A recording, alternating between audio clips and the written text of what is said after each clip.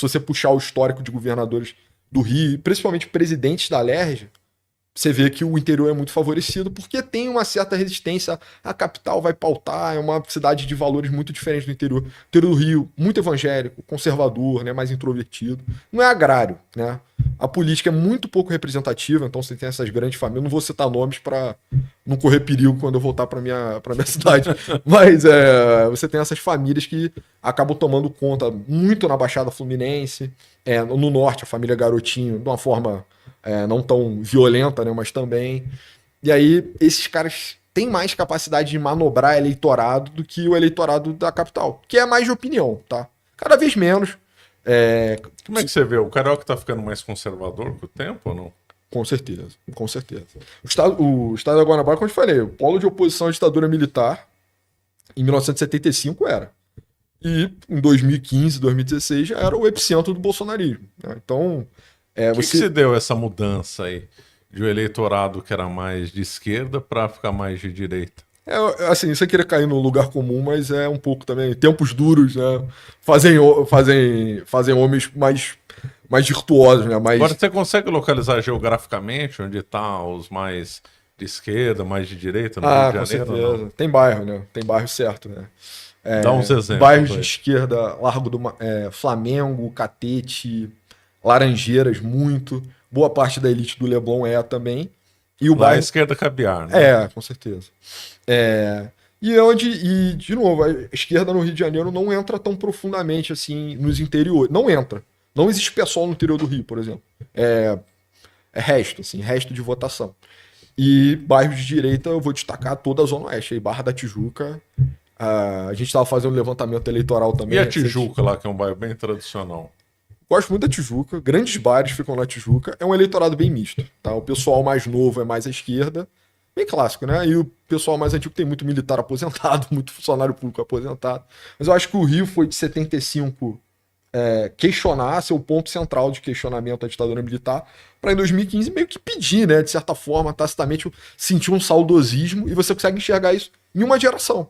Então você vai por exemplo... Tendo em vista a importância da história da França, é que nós lançamos a coleção no Caravelas Kids, que tem justamente a história do rei Clovis, do rei São Luís, Santa Joana d'Arc, a Guerra da Vandéia e Napoleão. Clique logo no link na descrição. Às vezes estou na praia, né? Tô pegando a praia em Copacabana, e tá tendo manifestação do Bolsonaro. Eu passo para dar uma olhada, curioso. Aí você vê, né? Às vezes você conversa com as pessoas e fala assim: o cara, ele pediu o fim da ditadura militar, ele foi cara pintada contra o Collor, ele votou no Lula, e agora ele tá com o Bolsonaro. Ele fez esse ele fez um ato totalmente... Às vezes até votou no Brizola nesse meio tempo, entendeu? Mas ele acabou chegando a essas conclusões. É um desencantamento com todo o contexto constitucional. A gente pode marcar, de repente, se estiver em São Paulo de novo, para falar só sobre a Constituição de 88. Assim, tem muita coisa para falar sobre isso também. Mas acho que tem um desencantamento dessa geração que assistiu à redemocratização. E aí também... Mas nessas manifestações você vê muita gente nova mesmo? Não. 18, 20 anos, não? Não, a pessoa típica é exatamente isso que eu tô te falando. Assim, deu tempo de viver isso tudo. E isso aí agora... não sei se é verdade, os jornais divulgaram que essa geração aí nova aí, sei lá, dos 16 aos 21, tá mais de direita do que era há 10 anos atrás. É por isso que eu tô perguntando. Mas você vê um grau de participação muito baixo, né, nessas manifestações do Bolsonaro. Acho que tem vários motivos para a geração Z, né, a mais recente, ser mais direita. Tem um que cara, assim, é metrificável, né? A ascensão dos evangélicos. Quando você vê pesquisa eleitoral, enfim, o senhor deve saber, né? Que você vê que tem um perfil de voto. Os evangélicos são muito mais à direita do que os católicos em média. E o Rio de Janeiro virou um epicentro evangélico. Com certeza.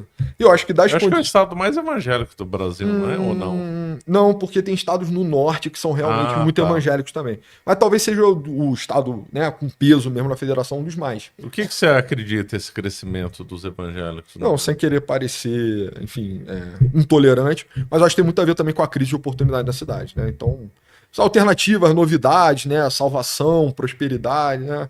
Acho que essas coisas nesse caldeirão acabam fazendo bastante sentido. Você tem a população empobrecida, vulnerabilizada, e eu não estou dizendo todos os protestantes, mas estou dizendo assim, o tipo de... E até o protestantismo, os evangélicos, muitos deles têm berço no subúrbio do Rio de Janeiro, que é um lugar que, pô, assim, destruído, né?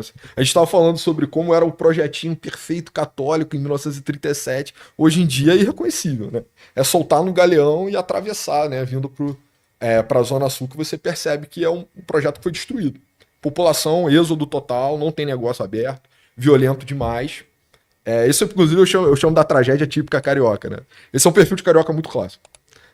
Avós portugueses, radicados no subúrbio, abrem um pequeno negócio, uma padaria, que seja, tocam o negócio, ganham algum dinheiro. Nos anos 70, 80, começa a ter um pico de violência na região, e aí tem um evento fatídico, assim. A avó do cara tomou uma coronhada, uma coisa assim. É muito comum isso. E aí a família entra em pânico, fala, cara, vamos vender tudo, vamos abandonar o nosso negócio, capitalizar aqui, e a gente vai para Barra da Tijuca, ou vai para a Zona Sul, quem conseguiu, vamos para outro lugar. Tijuca também passou por isso, né? E aí, hoje em dia, a família está radicada na Barra ou na Zona Sul. Os pais, né, abriram outro negócio ou viraram funcionários públicos. E o filho também está na expectativa de arrumar um cargo público, né? Então é concurseiro, uma coisa assim. Porque é uma cidade que não tem muita projeção econômica mesmo, né? Hoje em dia o Rio tem muito mais gente do que a economia pode suportar. Eu não favoreceria tirar pessoas da cidade, entendeu? Mas eu acho que é uma questão de oportunidade mesmo. Tem indústrias que poderiam estar radicadas ali na região que dariam oportunidade de emprego para essas pessoas. Mas essa é a minha principal crítica ao governo carioca, assim. Carioca e Fluminense hoje em dia é que você tem petróleo, você tem oportunidade de energia renovável, você tem um bando de coisa, né? Você tem mão de obra. Você tem mão de obra, muita gente inteligente, muita gente disposta a trabalhar. E o desenvolvimento não acontece. Por quê? É porque não é competitivo tributariamente? Eu não sei.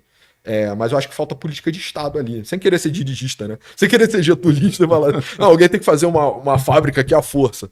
Mas eu acho que tem um delta muito grande entre empregos bons e pessoas que querem trabalhar. Mas enfim, isso é uma tragédia, é um tipo de vida muito comum para minha geração.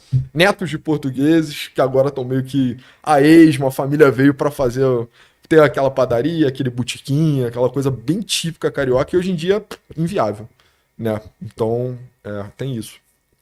Certo. E na questão da violência, qual que são os rumos? Como é que você vê para solucionar esse problema? É insolúvel?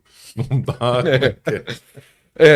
Eu vou modular aqui uma resposta que respeite os direitos humanos, né, plenamente, mas a questão hoje em dia no Rio é muito complicada, né? Você tem, como eu falei, 20% dos cariocas aproximadamente morando em favela. O Estado não tem controle efetivo nenhum, né, sobre essa região, então a polícia entra quando quer, mas ao mesmo tempo nunca tem motivo para, então não tem nem o desejo de atender as garantias fundamentais dessa população. E o voto desses caras, cada vez mais, assume um perfil que é, no mínimo, questionável, né? Então você tem uma política cada vez menos representativa. E, de novo, não é só a população de favela, a população que está sujeita à influência do Estado paralelo. Cada vez é maior. Saiu uma pesquisa, né, recentemente, nacionalmente, se eu não me engano, 37% dos brasileiros vivem com alguma interação com o Estado paralelo. Não é necessariamente presença diária, mas ao longo da semana do cara ele vê um traficante, ele é extorquido, ou ele compra alguma coisa forçado do Estado paralelo. Esse problema é muito grande no Rio. É a maior cidade com esse problema no Brasil. E eu tenho medo de para onde isso vai, né? Porque claramente não está melhorando. Então, se não está melhorando, está piorando, né? Eu não acredito que as coisas são estáveis nunca. Estão mudando sempre. E eu tenho, cara, medo de verdade, porque hoje em dia a capacidade militar desses caras é razoável. O primeiro uso militar de drones no mundo aconteceu no Rio de Janeiro, no complexo de Israel. Nossa, sério? Foi o primeiro uso? Pode pesquisar. Não, eles não soltaram bombas. Na última agora soltaram, tá? Soltaram granadas com drone. Mas para monitoramento, etc. Primeira vez que teve uso militar disso aconteceu. O Rio, que é uma cidade famosa pela criatividade, né? Foi o primeiro uso militar de... Né? Enfim. E o que eu acho que falta para esses caras tocarem o terror na cidade em parte, falta de motivo para. Então, o Rio meio que tem uma célula terrorista em potencial. Você tem um Boko Haram que cerca a cidade, né? Uma coisa assim. O Talibã. Só que, graças a Deus, não tem nem questões nem éticas nem religiosas. Os caras estão nessa pelo dinheiro. Mas se eventualmente uma virada de chave, uma coisa assim, né? As pessoas falam hoje no complexo de Israel, que ficou tão famoso, você está tendo um tipo de simbiose entre narcotráfico e neopentecostalismo, né? Então, Tem toda uma mitologia, né? Os pastores abençoam os rifles, né? A cada boca representa uma tribo de Israel. É nesse nível, tá? Nossa, chega nesse nível? Chega nesse nível de simbiose. É um fenômeno que está acontecendo de novo, espontaneamente no Rio de Janeiro. Para onde isso vai? Eu não sei. Esses caras já se mostraram potencialmente mais violentos. Né? O Comando Vermelho, eu nunca vi retaliar a população civil assim, à revelia, né? Terrorismo. Terrorismo que é uma coisa bem difícil de definir, mas táticas de terror aplicadas à população civil, né? Violência aplicada à população civil, motivação política, ou religiosa, ou cultural. Enfim, a definição que você preferir. Mas a última vez a penúltima operação no Complexo de Israel, eles abriram fogo contra uma avenida cheia de gente. Morreu um senhor dentro de um ônibus, segurando um saco com pão e mortadela e uma garrafa de Coca-Cola indo pro trabalho. Tragédia. Morreu dormindo dentro de um ônibus. Então, assim, eu temo pelo quão pior a situação consegue ficar. Resolver. Infelizmente, é um problema que passa por Brasília. Seria muito bom se pudesse... A gente emancipa Guanabara, a gente toma conta, resolve aqui, né? Estado de guerra, 1 ano, resolve. Mas passa também por urbanismo, passa por oportunidade. Eu acho que não tem como resolver de forma definitiva a questão das favelas sem resolver a questão urbanística. Então o Estado precisa chegar. Né? Se tiver lugares onde o Estado não chega, vai ter facção. Necessariamente vai ter facção. Então entra, assim, para ter uma solução definitiva, precisa de investimento. Isso é difícil hoje em dia, né? Mas assim, tem as estimativas, são meio conta de padeiro, tá? Mas o último PAC 3 que o Lula liberou esse ano, aproximadamente 17%, 20% desse valor seria o suficiente para desfavelizar o Rio de Janeiro inteiro. Sério? Em tese, mais ou menos isso. Qual o valor, você sabe? Eu fiz um tweet sobre isso, eu posso pesquisar rápido aqui enquanto eu vou falando, mas isso é inclusive a estimativa do engenheiro amigo meu, e eu acho que é plausível, né? A conta que ele fez teve o último processo de favelização do Rio, acabou atendendo menos de 1% da população favelada. Né? E aí o valor foi tal. Aí ele fez uma regra de 3 e falou, nesses modelos a gente tomaria um valor que é tal, que equivale a bem menos da metade do PAC 3. Então, assim, é uma obra possível, bem possível. Mas o Estado precisa querer, né? Desfavelização. Só para eu te dar um número. É curioso aí com esse número. Parece um número gigantesco. Então, o último processo de desfavelização no Rio de Janeiro foi a comunidade do Aço, no bairro de Santa Cruz. Era um grupo de pessoas faveladas que moravam dentro de vagões abandonados de trem. Nossa, que coisa. E aí a prefeitura com a ajuda do governo federal, fez esse trabalho. E aí a conta é que seriam 107 bilhões de reais para desfavelizar toda a população favelada do Rio de Janeiro. E o último PAC custou 1,7 trilhões. Então, assim, é muito dinheiro. Né? 107 bilhões, pô. Exige uma política de Estado bem dura, assim. Né? Mas dinheiro nisso. Mas tem capacidade de investimento, é plausível. E aí, além disso, você precisa dar uma desatada também na lei penal, né? Eu acho que hoje em dia um dos grandes problemas da lei penal no Brasil é que a ideia de reincidência é quase estrangeira, ninguém pensa nisso, né? Se o cara faz um crime, ele continua cometendo. Se ele comete um crime e vai preso, ele para de cometer outros crimes.